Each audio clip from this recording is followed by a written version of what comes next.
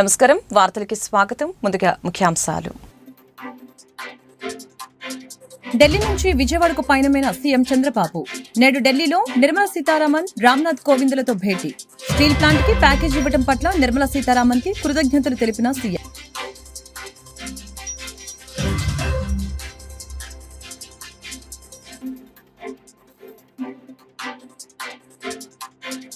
రాజధాని అమరావతి టెండర్ల ప్రక్రియను జనవరి నెలాఖరులోపు పూర్తి చేస్తామన్న మంత్రి నారాయణ ఫిబ్రవరి 2వ వారంలో పనులు ప్రారంభిస్తామని వెల్లడి 3 ఏళ్లలో అమరావతి నిర్మాణం పూర్తి చేస్తామని స్పష్టీకరణ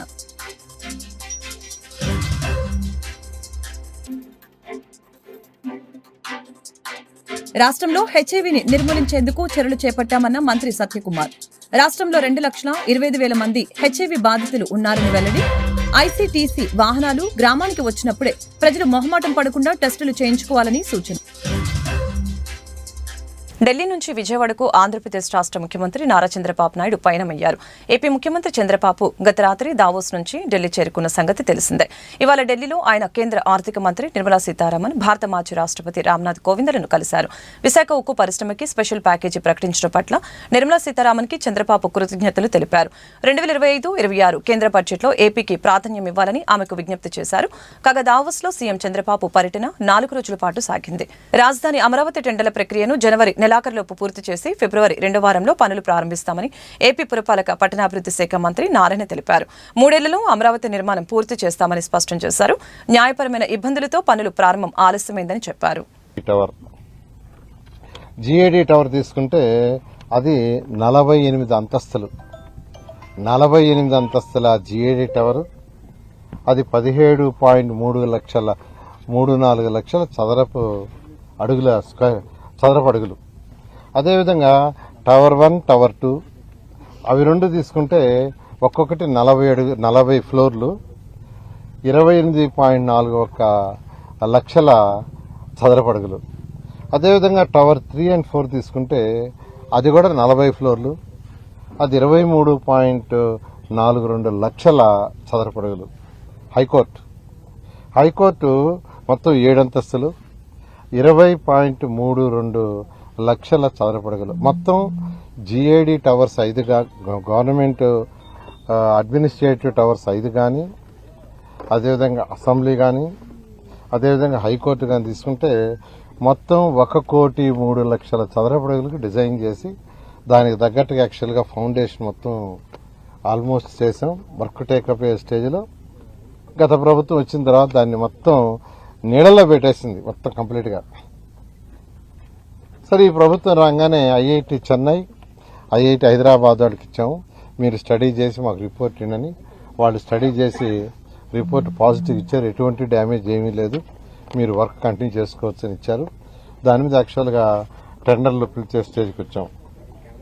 అదేవిధంగా ఈరోజు తీసుకుంటే అమరావతి క్యాపిటల్ సిటీలో 360 కిలోమీటర్లు ట్రంక్ రోడ్స్ ఉన్నాయి.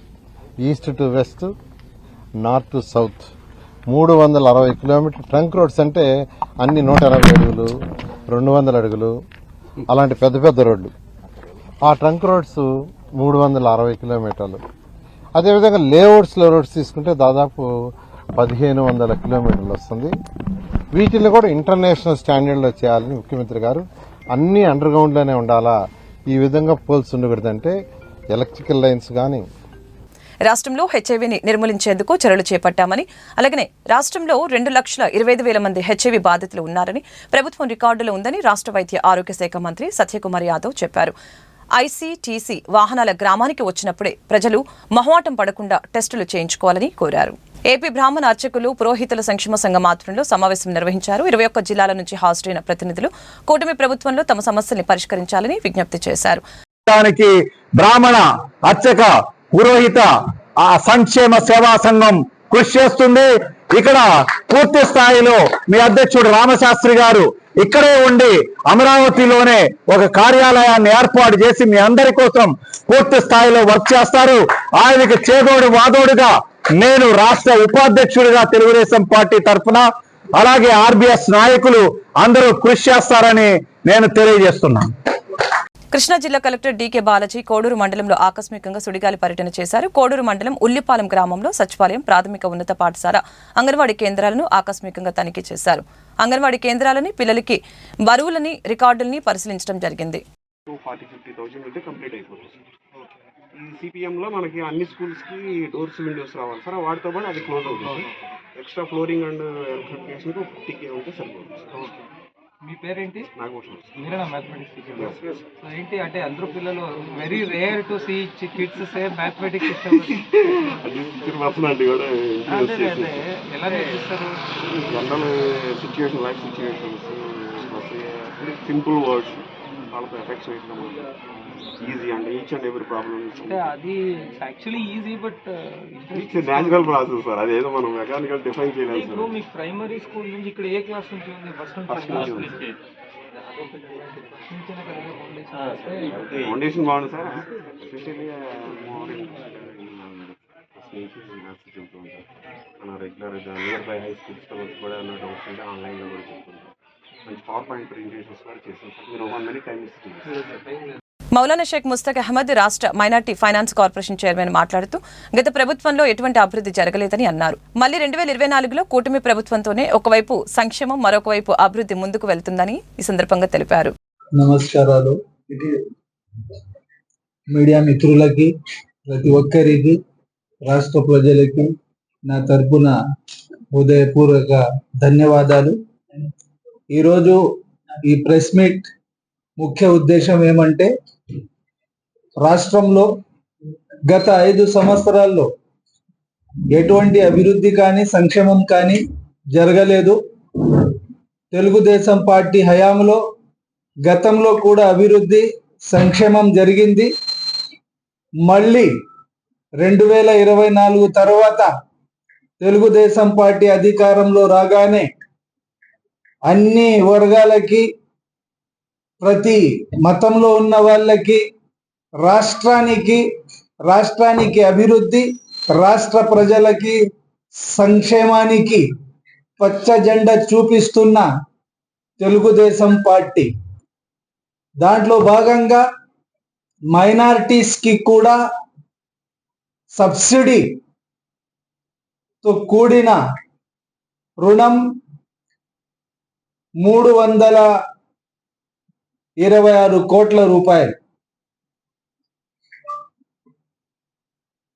గతంలో చూశారు, రాష్ట్ర ప్రజలు, ప్రతి ఒక్కరికి తెలుసు, వ్యవస్థలన్నీ ముఖ్యంగా మైనార్టీస్ ఫైనాన్స్ కార్పొరేషన్ ఎటువంటి ఫంక్షన్ లేకుండా మూతపడిపోయింది.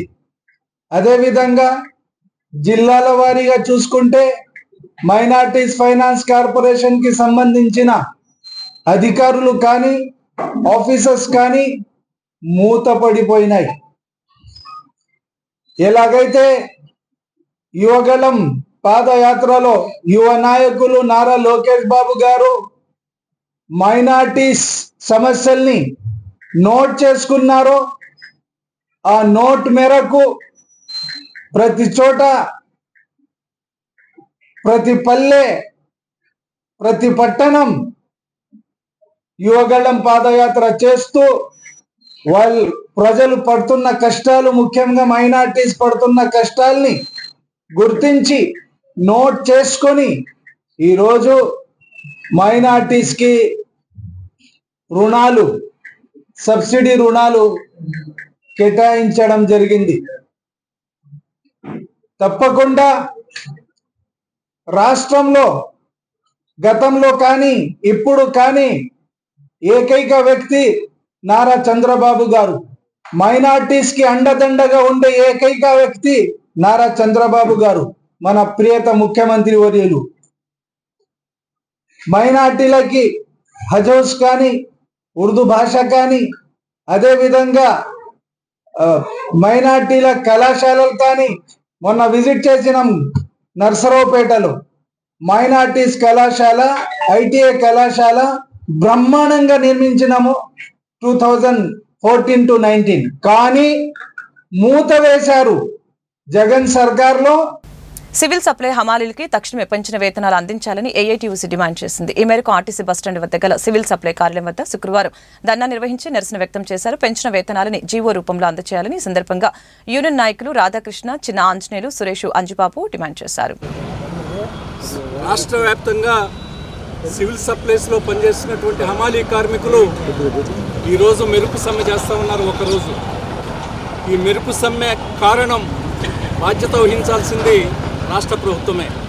ఎందుకంటే 2022తో కూలీ రేట్ల అగ్రిమెంట్ అయిపోతే ఆ తర్వాత 3 సంవత్సరాలు గడుస్తున్నప్పటికీ కూలీ రేట్ల పెంపుదలకి ప్రభుత్వం పూనుకోవటంలా ఈ హమాలీ కార్మికులకు సంబంధించినటువంటి కూలీ రేట్లు పెంచాలని 2023లో పెద్ద ఎత్తున పోరాటాలు చేశారు.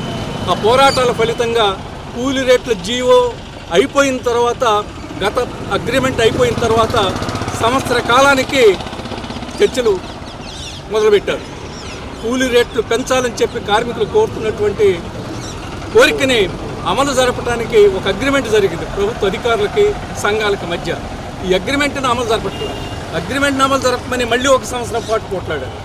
ఈ పోరాటాలు ఎన్ని చేసినప్పటికీ అగ్రిమెంట్ని అమలు జరపకపోవటం వల్ల ఇటీవల కాలంలో మరి 3 మాసాల క్రితం మంత్రి గారి దగ్గర, సాక్షాత్తు సివిల్ సప్లైస్ మంత్రి గారి దగ్గర ఆయన సమక్షంలో తక్షణమే కూలీ రేట్లు అమలు జరిపే విధంగా జీవో జారీ చేస్తామని చెప్పి వాగ్దానం చేయడం జరిగింది. 3 మాసాలు గడిచినప్పటికీ ఇంతవరకు లేదు. అందుకని ఈరోజు రాష్ట్ర వ్యాప్తంగా కూడా మెరుపు సమ్మె జరుగుతూ ఉంది. ఈ మెరుపు సమ్మెతో ఆగదు. తక్షణమే రాష్ట్ర ప్రభుత్వం అధికారులు, సివిల్ సప్లైస్ అధికారులు పూనుకుని ఈ కార్మికులకు సంబంధించినటువంటి కూలీ రేట్ల జీవోను విడుదల చేయాలి. ఏదైతే అగ్రిమెంట్ చేసుకున్నారో అగ్రిమెంట్కి అనుగుణంగా ఆ అగ్రిమెంటుతో పాటు జీవోని విడుదల చేయాలని చెప్పి డిమాండ్ చేస్తున్నాం. లేకపోయేటైతే పెద్ద ఎత్తున రాష్ట్ర వ్యాప్తంగా ఇతర సంఘాలను కలుపుకొని కూడా పోరాటం చేయాల్సి వస్తుందని చెప్పి హెచ్చరిక చేస్తున్నాం. రాష్ట్రంలో చేనేత కార్మికుల జీవితాలు మరింత దుర్భరంగా తయారయ్యాయని కార్మిక సంఘాల నేతలు తెలిపారు. చేనేత కార్మికుల సమస్యల్ని పరిష్కారం కోరుతూ శుక్రవారం గుంటూరులో చేనేత జౌలి శాఖ ఏడీ ధర్నా నిర్వహించి నిరసన వ్యక్తం చేశారు. సోదరుగారావు, ఆంధ్రప్రదేశ్ చేనేత కార్మిక సంఘం రాష్ట్ర అధ్యక్షుడిని. ఈ రోజున దేశంలో వ్యవసాయం తర్వాత అత్యంత మంది వృత్తిలో బతికే, చేతి వృత్తిలో బతికే వాళ్ళు చేనేత కార్మికులు. ఈ రోజున చేనేత కార్మికులు తీవ్ర అన్యాయం జరిగింది. గత ప్రభుత్వం 200 కోట్ల రూపాయల బడ్జెట్ కేటాయించి 80,000 మందికి నేతన్న నేస్తం 24,000 కల్పించి సహకార సంఘాలని దివాళా తీయించింది. చంద్రబాబు నాయుడు గారు వచ్చాక ఈ రాష్ట్రంలో కాస్త మేలు జరుగుతుందని అందరం కూడా ఆశపడ్డాం. ఈయన వచ్చేసేసి కేవలం 5 కోట్ల రూపాయలు మాత్రమే చేనేత బడ్జెట్ కేటాయించాడు. అటు నేతృత్వ నేస్తం ఆపేశాడు. సహకార సంఘాలకు రావాల్సిన బకాయిలు దాదాపు 156 కోట్ల రూపాయలు ఉంటే అవి కూడా విడుదల చేయలేదు. కేవలం 5 కోట్ల రూపాయలు మాత్రమే దీనికి త్రిప్ట్ ఫండ్ స్కీమ్ కింద విడుదల చేశాడు. ఇవాళ సహకార సంఘంలో రావాల్సిన త్రిప్ట్ ఫండ్ స్కీము, యార్న సబ్సిడీ, పావలా వడ్డీ, రిబేటుకు సంబంధించి 2017 నుంచి ఇప్పటి వరకు 1 రూపాయి రాలేదు. ఆ ఏళ్ళ నుంచి ఈ ఏళ్ళ వరకు కూడా సహకార సంఘాలు జీడీసీసీ బ్యాంకు దగ్గర అప్పులు తెచ్చి లక్షల రూపాయలు అప్పులు తెచ్చి వడ్డీలు కడుతుంది. సహకార సంఘ వ్యవస్థ అట్టాగే చేనేత మొత్తం కూడా దివాళా తీసే పరిస్థితికి ఏర్పడింది. ఈ లోపల కేంద్ర ప్రభుత్వం విధించిన జీఎస్టీ మొత్తం చేనేత వ్యవస్థనే సర్వనాశనం చేసింది. ఇటు మాసెవరి దగ్గర నేర్పించే పరిస్థితి లేకుండా, నేర్పించిన బట్టకి గిట్టుబాటు ధర రాక పవర్లూమ్ దెబ్బకి మొత్తం చేనేత కునారు వెళ్ళిపోతుంది. పట్టు చీరలు చేనేత మీద ధర్మవరంలో నేసే చీర 6,000 రూపాయలు ఉంటే ఇవాళ అక్కడ 200 మగ్గాలు ఎయిర్ జెట్లు అని వాయువేగంతో నాడి లేకుండా నడిచే మగ్గాలను 200 మగ్గాలు పెట్టి రోజుకు 3 ఒక మగ్గ మీద 3 చీరలు తయారు చేసి దాన్ని చాలా కారు చౌకగా తీసుకొచ్చి మార్కెట్లోకి తీసుకొస్తే ఆ పోటీకి చేనేత నిలబడలేకపోతుంది. మేము ఇవాళ మొత్తం 172 కోట్ల రూపాయలు రాష్ట్ర ప్రభుత్వం బడ్జెట్లో కేవలం 5 కోట్లు మాత్రమే చేనేతకు ఉంది. మిగతా అన్ని కూడా గతంలో వీళ్ళు కేంద్ర ప్రభుత్వం దగ్గర అప్పు తీసుకొని ఆ అప్పులు చెల్లించే దానిలో మార్గంగా మాల్స్ కడతామంటున్నారు. ఈ మాల్స్ డబ్బున్న వాళ్ళకో లేకపోతే మాస్టర్ వాళ్ళకో ఇంకా పెద్ద బెడా పెట్టుబడిదారులకో తప్ప చేనేత కార్మికులకు ఉపయోగపడదు. అందుకని మేము ఈ రాష్ట్రంలో చేనేతకు 2,000 కోట్ల రూపాయల బడ్జెట్లో కేటాయించాలని ప్రస్తుతం ముందు ఇప్పుడేట్లుగా చేనేతకి నేతలు నేస్తాం. వాళ్ళు మేము మినిస్టర్ గారిని కలిసాం, అట్లాగే లోకేష్ గారిని కలిసాం. మొత్తం 82,000 మందికి మేము గత ప్రభుత్వం నేతల నేస్తం ఇచ్చిందంటే దాంట్లో 32,000 బోగస్ ఉన్నాయన్నారు. సరే, ఆ 32,000 బోగస్ తీసేసి సహకార సంఘాల్లో కానీ మాస్టర్ ఎవరి దగ్గర నేసేవాళ్ళు కానీ షెడ్లో నేసేవాళ్ళు కానీ ఒక 15,000 మంది ఉంటారమ్మా. అది ఇది కలిపి 65,000 పడిపోతుంది. నేతల నేస్తం అందరికీ వర్తించమంటే ఈ డబ్బులు తీసుకొని తాకుతారనే మాట మినిస్టర్ గారు మాట్లాడారు. ఆ తర్వాత లోకేష్ గారి దగ్గర కూడా ఈ విషయం తీసుకుపోయాం. మేము 17 డిమాండ్లు ఇస్తే దాంట్లో 5 డిమాండ్లు ఆయన అండర్లైన్ చేసుకున్నాడు. 1 సహకార సంఘాల బకాయిలు మొత్తం రద్దు చేయాలని, 2 సహకార సంఘాలకు రావాల్సిన బకాయిలు మొత్తం విడుదల చేయాలని, నేతలను నేస్తం మొత్తం అర్హులైన ఉపవృత్తుల వాళ్ళకు కూడా కేటాయించాలని, మొత్తం 5 డిమాండ్ల మీద ఆయన అండర్లైన్ చేసుకుంటే మేము కూడా ఎంత ఆశపడ్డాం. కొత్త ప్రభుత్వం వచ్చింది, ఖచ్చితంగా చేస్తారని.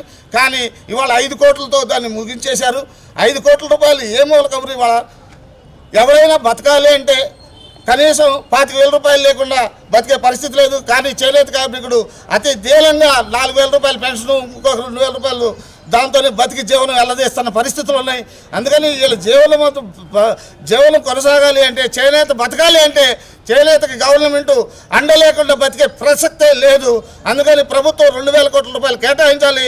అర్హులైన వాళ్ళందరికీ కూడాను మన ముద్రా లోన్లు ఇవ్వాలని, అట్లాగే నేతల నేస్తానికి మొత్తం షెడ్డులో నేసేవాళ్ళు కానీ ఉపవృత్తుల వాళ్ళు కానీ అందరికీ కూడాను కలిపి మొత్తం 65,000 66,000 మంది అవుతారు. వాళ్ళకి 24,000 రూపాయలు ప్రతి సంవత్సరం ఇవ్వాలని మేము డిమాండ్ చేస్తున్నాం. ప్రధానమైన డిమాండ్లతో ఇవాళ ధర్నా చేసి మెమోరాండం అయిపోతున్నాం. దీని తర్వాత ప్రభుత్వం దిగిరాకపోతే మళ్ళీ కమిషనర్ ఆఫీస్ దగ్గర ముట్టడి చేస్తామని విజ్ఞప్తి చేస్తున్నాం. గత ప్రభుత్వంలో పెట్టిన అక్రమ కేసులపై విజయవాడ ప్రత్యేక కోర్టుకి టీడీపీ నాయకులు హాజరయ్యారు. మంత్రి రామానాయుడుతో పాటు పలువురు టీడీపీ నాయకులు ఆనాటి వైసీపీ ప్రభుత్వం అరెస్టు చేసి నిర్బంధించిన ఆశా వర్కర్లకు సాయం చేసినందుకు నాడు అక్రమ కేసు వాయిదాకు నేడు కోర్టుకి హాజరయ్యారు.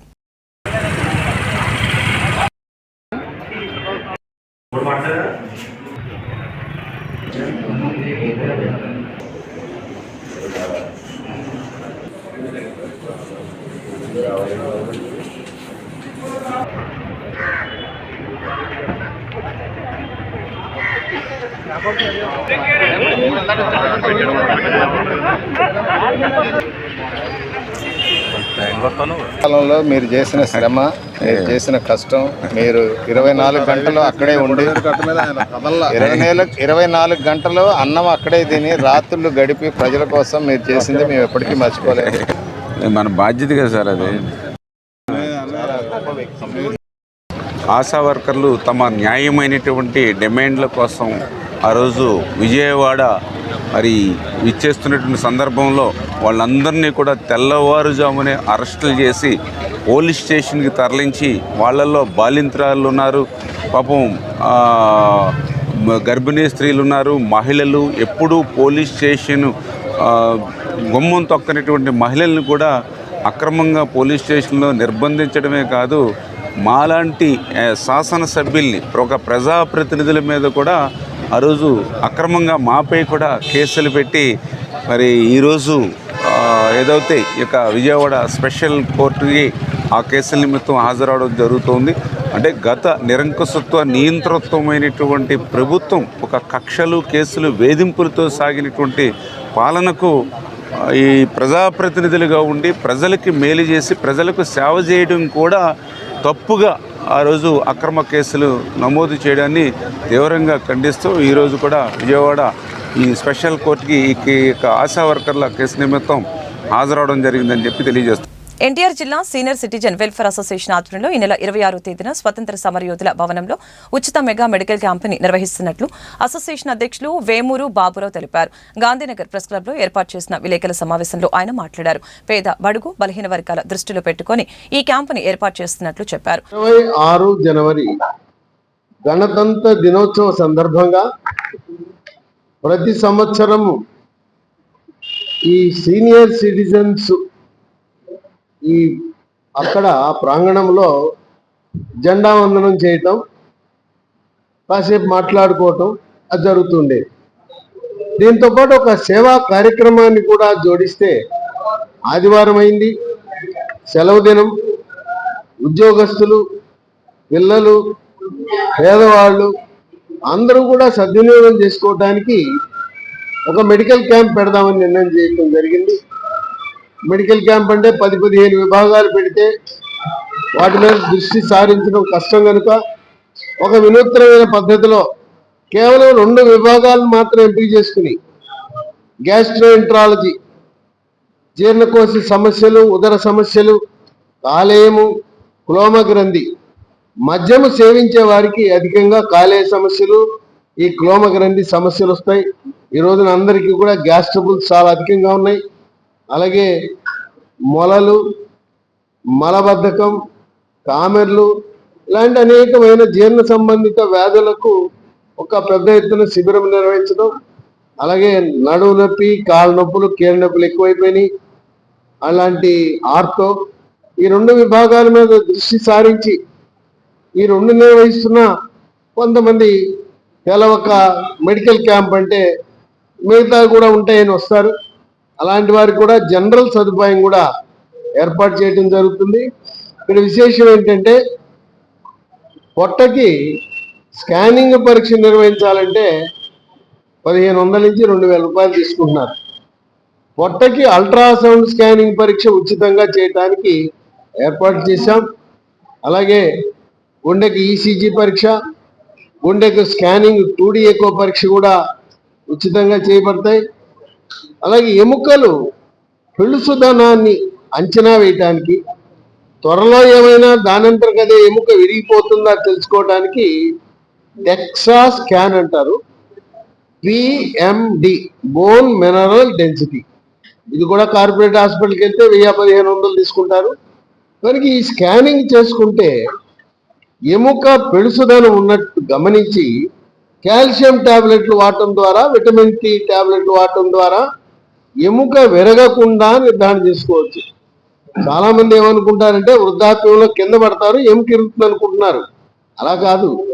ఎముక పెళుసుదనం వల్ల కాల్షియం లోపము, విటమిన్ డి లోపము, మెగ్నీషియం లోపము, ఫాస్ఫరస్ లోపం వల్ల ఎముక పెళుసుదనంతో కేంద్ర ప్రభుత్వ రైతు, కూలీ, కార్మిక, సామాన్య ప్రజా వ్యతిరేక నిర్ణయాలకు నిరసనగా ఈ నెల 26వ తేదీన దేశవ్యాప్తంగా ప్రతి జిల్లా డివిజన్ కేంద్రంలో మోటార్ బైక్ ర్యాలీ నిర్వహిస్తున్నట్లు రైతు సంఘ జేఏసీ అధ్యక్షులు వడ్డే శోభనాద్రీశ్వరరావు తెలిపారు.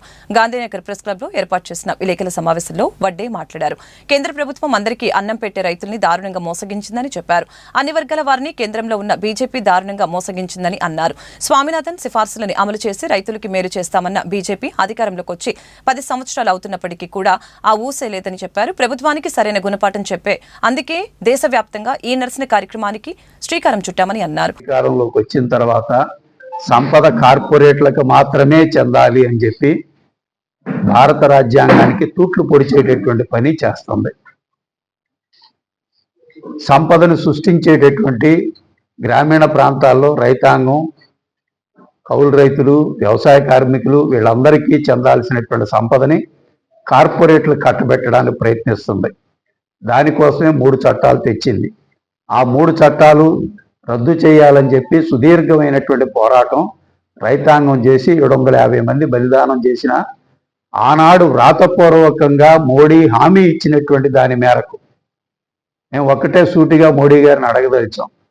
పరమ రామభక్తుడని చెప్పుకునేటటువంటి మోడీ గారు మీకు అర్హత ఉందా అని అడుగుతున్నాను నేను. ఎందుకనంటే రాముడు ఆడిన మాట తప్పకుండా తండ్రి మాట కోసం ఏంటంటే అడవుల పాలయ్యాడు. కానీ మీరు ఈరోజు 750 మంది రైతులు బలిదానం అయితే వాళ్ళ సాక్షిగా ఏంటంటే మీరు హామీ ఇచ్చినటువంటి దాని మేరకు కనీస మద్దతు ధర మీరు ఇంతవరకు ప్రకటించకుండా రాష్ట్రాలు ఎవరూ కూడా మేము ప్రకటించినటువంటి మద్దతు ధరకి అదనంగా ఇవ్వడానికి వీలు లేదని చెప్పి ఆదేశాలు ఇవ్వటం అని అంటే ఇది రాముడి పరిపాలన కాదు, రావణాసుర పరిపాలన తప్ప ఇంకోటి మాత్రం కాదు. ఇది మేము స్పష్టంగా చెప్పదలిచాం.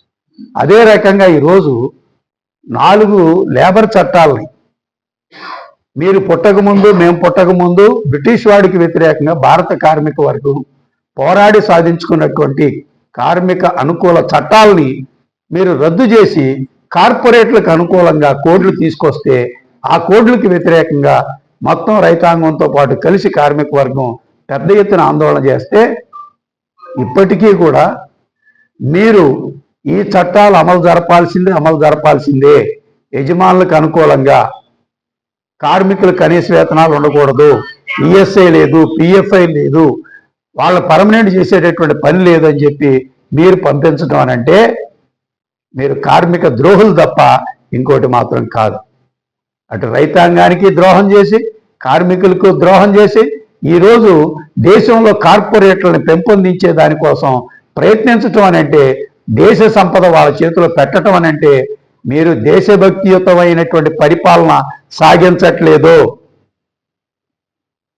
ఏదైతే ఈరోజు మీరు ప్రతి ఒక్కళ్ళ మీద మీ మాట కాదన్న వాళ్ళ మీద దేశద్రోహులు అనేటటువంటి ముద్ర వేస్తుంటారో మీకు ఈరోజు ఆ ముద్ర మీకు వర్తిస్తుందని చెప్పి మేము చెప్పాల్సినటువంటి పరిస్థితి ఏర్పడింది. అందుకే ఈరోజు మేము స్పష్టంగా చెప్పదలిచాం, మేము ఈ భారత రాజ్యాంగ సాక్షిగా ఈ దేశ సంపద మీద మా హక్కుల్ని మేము కాపాడుకోవడం కోసం 26వ తారీఖున పెద్ద ఎత్తున ఏంటంటే రైతాంగంతో పాటు కలిసి కార్మిక వర్గం, రైతుల, కార్మికుల, ప్రజల యొక్క శ్రేయస్సుని గమనంలో పెట్టుకొని మేము దేశవ్యాప్తంగా కూడా రిపబ్లిక్ డే దినోత్సవం ఒకవైపున జరుగుతుంది. మీరంతా కూడా ఏంటంటే మేము సాధించామని ప్రభుత్వాలు చెబుతున్నాయి, కానీ మీరు సాధించేటటువంటిది కార్పొరేట్లకు ఉపయోగపడుతుంది, మాకు ఉపయోగపడాలని చెప్పి మేము మా నిరసనని తెలియజేస్తున్నాం. దీన్ని పెద్ద ఎత్తున ఏంటంటే ప్రజలంతా పాల్గొనాలి, రైతులు, కార్మికులు, ప్రజానీకం పాల్గొనాలని విజ్ఞప్తి చేస్తున్నాం. వార్తలు ముగించే ముందు ముఖ్యాంశాలు మరొకసారి. ఢిల్లీ నుంచి విజయవాడకు పయనమైన సీఎం చంద్రబాబు నేడు ఢిల్లీలో నిర్మలా సీతారామన్, రామ్నాథ్ కోవింద్లతో భేటీ. స్టీల్ ప్లాంట్ కి ప్యాకేజ్ ఇవ్వడం పట్ల నిర్మలా సీతారామన్ కి కృతజ్ఞతలు తెలిపిన సీఎం.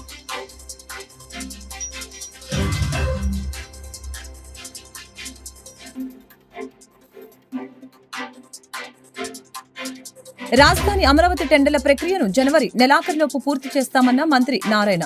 ఫిబ్రవరి 2వ వారంలో పనులు ప్రారంభిస్తామని వెల్లడి. 3 ఏళ్లలో అమరావతి నిర్మాణం పూర్తి చేస్తామని స్పష్టీకరణ.